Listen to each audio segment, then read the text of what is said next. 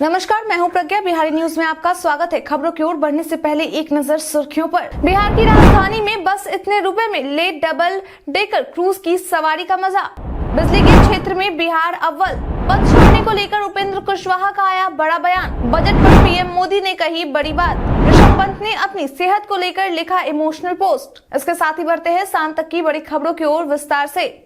बिजली के क्षेत्र में बिहार अव्वल। इसरो के नेशनल रिमोट सेंसिंग सेंटर द्वारा तय किए गए नाइट टाइम लाइट एटलस के अनुसार पिछले दशक यानी कि वर्ष 2012 से 2021 के आंकड़े जारी किए गए हैं। बता दें कि इस आंकड़े के अनुसार विद्युत के क्षेत्र में पिछले एक दशक में सुदृढ़ीकरण एवं विस्तार में राष्ट्रीय औसतन पर 43% की वृद्धि हुई है। वहीं अगर बिहार की बात करें तो बिहार में यह वृद्धि 474% है, जो कि बाकी सभी राज्यों की तुलना में सबसे अधिक है। आपकी जानकारी के लिए बता दें कि ये आंकड़े वैज्ञानिक विश्लेषणों के बाद तैयार किए गए हैं और बिहार की इस उपलब्धि को देखकर यह स्पष्ट होता है कि राज्य में 24 गुना 7 विद्युत उपलब्धता के लिए राज्य की विद्युत कंपनियां सतत प्रयासरत है।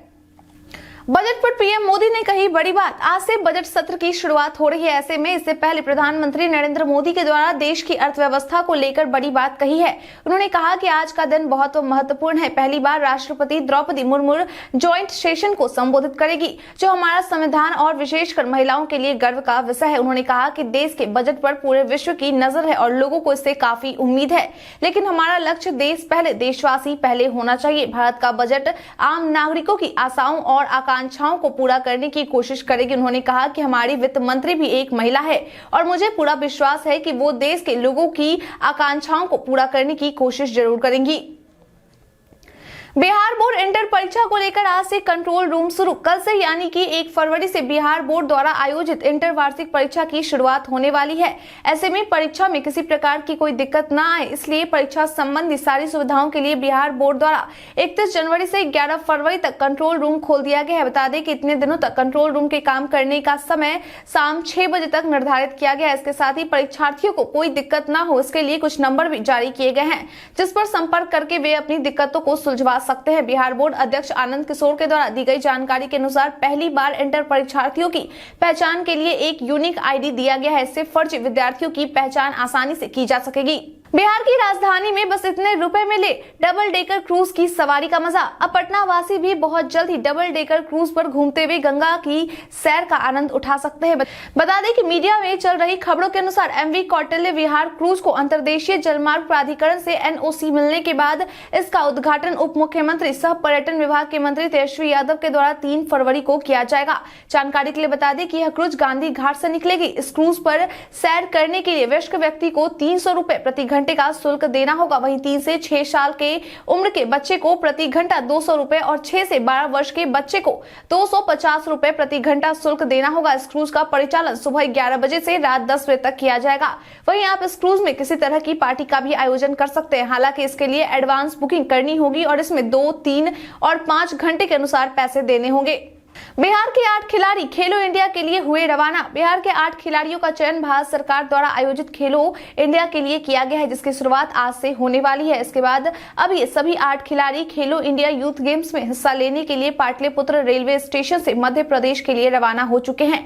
हालांकि उन्हें इस बात का मलाल है कि उन्हें शुभकामना देने के लिए खेल प्राधिकरण की तरफ से कोई भी अधिकारी नहीं आया। बता दें कि इन 8 खिलाड़ियों में 4 लड़के और 4 लड़कियां शामिल है और इन सभी का बस एक ही सपना है कि वे मेडल लेकर अपने बिहार का नाम रोशन करे। वहीं संजय कुमार सिन्हा का कहना है कि संसाधनों की कमी होते हुए भी हमने पूरी तैयारी की है और हम पदक जीतने के लिए तैयार हैं। अयोध्या जा रही शालिग्राम शिला का बिहार में जगह जगह स्वागत। नेपाल से जनकपुर से अयोध्या जा रही शालिग्राम, जिससे अयोध्या के भव्य मंदिर में भगवान श्री राम और सीता की मूर्ति बनाई जाने वाली है, उसका बिहार में जगह जगह स्वागत किया जा रहा है। बता दें कि आज सुबह यानी कि मंगलवार की सुबह शालिग्राम शिला NH 28 पर पूर्वी चंपारण जिले के मेहसी के घड़ियारी चक गांव के सामने पेट्रोल पंप के पास पहुंचेगी, जहां उस पत्थर को देखने के लिए श्रद्धालुओं की भीड़ उमड़ पड़ी और शिला पर पुष्प की वर्षा भी की गई। बता दें कि इन शिलाओं को ट्रक के जरिए अयोध्या ले जाया जा रहा है। वहीं आज के दिन ही यह शिलाग्राम शिला गोपालगंज पहुंचेगी, जहां विधानसभा में नेता प्रतिपक्ष विजय सिन्हा भी दर्शन करेंगे।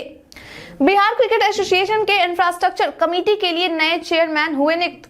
बिहार क्रिकेट एसोसिएशन के इंफ्रास्ट्रक्चर कमेटी के लिए नए चेयरमैन की नियुक्ति कर दी गई है। बता दें कि नए चेयरमैन के रूप में देव ज्योति को चुना गया है। वहीं इंफ्रास्ट्रक्चर कमेटी के चेयरमैन के रूप में चुने जाने पर देव ज्योति ने भारतीय क्रिकेट कंट्रोल बोर्ड के सचिव जय शाह और बिहार क्रिकेट एसोसिएशन के अध्यक्ष राकेश कुमार तिवारी का आभार जताया है। इसके साथ ही उन्होंने कहा है कि वो पूरा प्रयास करेंगे कि बिहार के उदीयमान क्रिकेट खिलाड़ियों को आगे बढ़ने में किसी प्रकार की कोई परेशानी न हो। साथ ही बिहार क्रिकेट एसोसिएशन के द्वारा उन पर जो विश्वास दिखाया गया है कि उस विश्वास पर वह खरा उतरने की पूरी कोशिश करेंगी।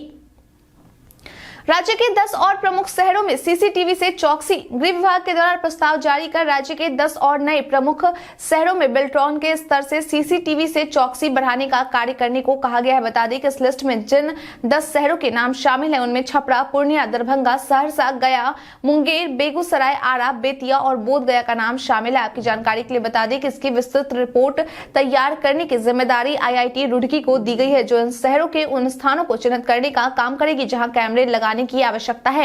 इनके द्वारा तैयार की गई रिपोर्ट में कैमरों की संख्या, इनकी क्वालिटी, ऊंचाई और दूरी समेत अन्य बातों की भी विस्तृत जानकारी रहेगी। मालूम हो कि इस काम को पूरा करने का लक्ष्य वर्ष के अंत तक रखा गया है। बिहार आए IDAS के 2 अफसरों को मिली पोस्टिंग। सामान्य प्रशासन विभाग के द्वारा अधिसूचना जारी कर यह जानकारी दी गई है कि सरकार के द्वारा बिहार में प्रतिनियुक्ति के आधार पर 2 भारतीय डिफेंस अकाउंट सर्विस यानी कि IDAS के आए अधिकारी को पोस्टिंग दे दी गई है। मालूम हो कि दोनों अधिकारी प्रतिनियुक्ति के आधार पर बिहार आए थे और वेटिंग फॉर पोस्टिंग थे। इन दोनों अधिकारियों का नाम प्रीति तोंगड़िया और आशीष कुमार वर्मा है, जिनमें से प्रीति तोंगड़िया की पोस्टिंग सरकार की ओर से पंचायती राज विभाग का अपर सचिव के रूप में किया गया है। तो वही आशीष कुमार वर्मा की पोस्टिंग अकेंचन निदेशालय के निदेशक के रूप में की गई है। बता दें कि यह वित्त विभाग के तहत आता है।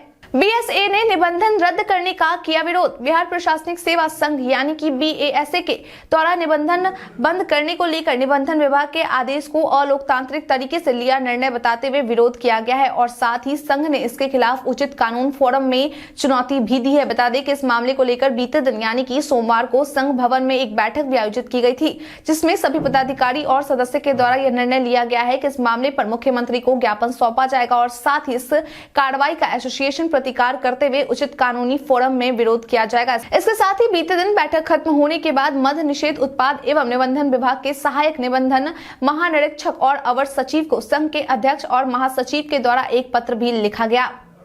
पद छोड़ने को लेकर उपेंद्र कुशवाहा का आया बड़ा बयान। जेडीयू संसदीय बोर्ड के अध्यक्ष उपेंद्र कुशवाहा ने पटना में प्रेस कॉन्फ्रेंस आयोजित कर एक बार फिर नीतीश कुमार पर बड़ा हमला किया है। उन्होंने कहा कि नीतीश कुमार कह रहे हैं कि मुझे जेडीयू में लाकर बड़ी इज्जत दी जा रही है, लेकिन सच तो यह है कि उन्होंने मुझे झुंझुना थमा दिया है।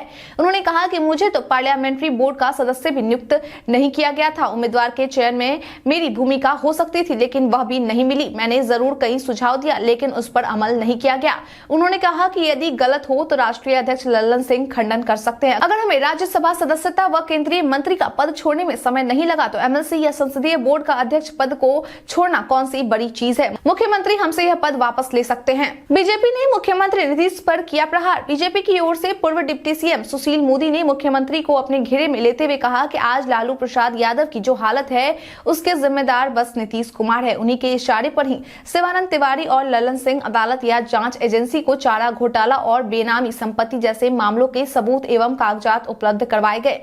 आज भले ये तीनों लोग लालू प्रसाद के हितैषी बन रहे हो, लेकिन उन्हें सजा दिलाने में भी इन्हीं का हाथ है। नीतीश कुमार बार बार भाजपा की शरण में आते हैं और पलटी मारते हैं, लेकिन अब बीजेपी में भी उनके लिए दरवाजे बंद हो चुके हैं। उन्होंने कहा कि नीतीश कुमार जिस अल्पसंख्यक वोट को हमारा वोट कह रहे हैं वह कहां था जब विधानसभा की मात्र 7 सीटें और संसदीय चुनाव में केवल 2 सीटें मिली थी। ऋषभ पंत ने अपनी सेहत को लेकर लिखा इमोशनल पोस्ट। बीसीसीआई के एक सीनियर अधिकारी के द्वारा दी गई जानकारी के अनुसार ऋषभ पंत को जल्द ही अस्पताल से छुट्टी मिल सकती है। मेडिकल टीम ने यह जानकारी दी है कि उनकी सेहत में सुधार हो रहा है और अगर सब कुछ ठीक रहा तो जल्द ही उन्हें हॉस्पिटल से छुट्टी मिल जाएगी।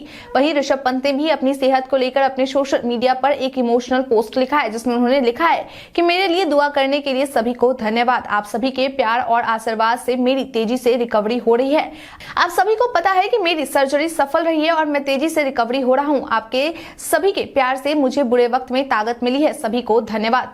जेडीयू ने नागालैंड चुनाव के लिए शुरू किया प्रचार प्रसार। जेडीयू के राष्ट्रीय अध्यक्ष राजीव रंजन सिंह उर्फ ललन सिंह के द्वारा 29 और 30 जनवरी को नागालैंड विधानसभा चुनाव 2023 के लिए प्रचार प्रसार का काम शुरू कर दिया गया है। बता दें कि इस दौरान वे दीमापुर और वोखा सहित कई इलाकों में चुनावी सभाओं को संबोधित किया और साथ ही कुछ उम्मीदवारों की भी घोषणा की गई। बता दें कि ललन सिंह ने नागालैंड चुनाव को लेकर यह दावा किया है कि इस चुनाव में जेडीयू काफी बेहतर प्रदर्शन करेगी और नागालैंड की अगली सरकार का गठन जेडीयू के बिना संभव नहीं होगा। मालूम हो कि इस सभा में ललन सिंह के अलावा राष्ट्रीय महासचिव सह बिहार सरकार के मंत्री संजय कुमार झा, राज्यसभा सांसद अनिल हेगड़े समेत कई गणमान्य नेता मौजूद रहे और लोगों को संबोधित किया। जानिए आज बिहार में क्या है पेट्रोल डीजल के रेट। बिहार में आज यानी मंगलवार को पेट्रोल डीजल के रेट जारी किए गए। इसके बाद राजधानी पटना में आज पेट्रोल 107.22 रुपए और डीजल 94.02 रुपए प्रति लीटर में मिल रहा है। मुजफ्फरपुर में पेट्रोल 107.91 रुपए और डीजल 94.64 रुपए प्रति लीटर मिल रहा है। वहीं पूर्णिया में पेट्रोल की कीमत 108.72 रुपए और डीजल 95.40 रुपए प्रति लीटर है। भागलपुर में पेट्रोल की कीमत 108.26 रुपए और डीजल की कीमत 94.97 रुपए प्रति लीटर निर्धारित की गई है। इसके साथ ही गया में पेट्रोल की कीमत 108.31 रुपए और डीजल की कीमत 95.04 रुपए प्रति लीटर है। बता दें कि बिहार में पेट्रोल का रेट सबसे ज्यादा किशनगंज में है, जहां पेट्रोल 109.40 रुपए प्रति लीटर और डीजल 96.04 रुपए प्रति लीटर की दर से मिल रहा है। बीते दिन हमारे द्वारा पूछे गए सवाल का आप लोगों में से बहुत लोगों ने अपना जवाब हमें हमारे कमेंट सेक्शन बॉक्स में लिख कर दिया था। जिन्होंने हमारे द्वारा पूछे गए सवाल का जवाब दिया है उनके नाम है नुसरत बनो, अनवर करीम खान, जीवनाथ मंडल, नुन्नू गोलू कुमार, मोहम्मद नौशद राजा, प्रिंस कुमार मैश, रविशंकर, राम नरेश कुमार, विकास शर्मा, कौशलेंद्र कुमार सिन्हा, विनीता शर्मा, रवि कुमार राम, कविता कुमारी, शंकर मुखिया, अहमद।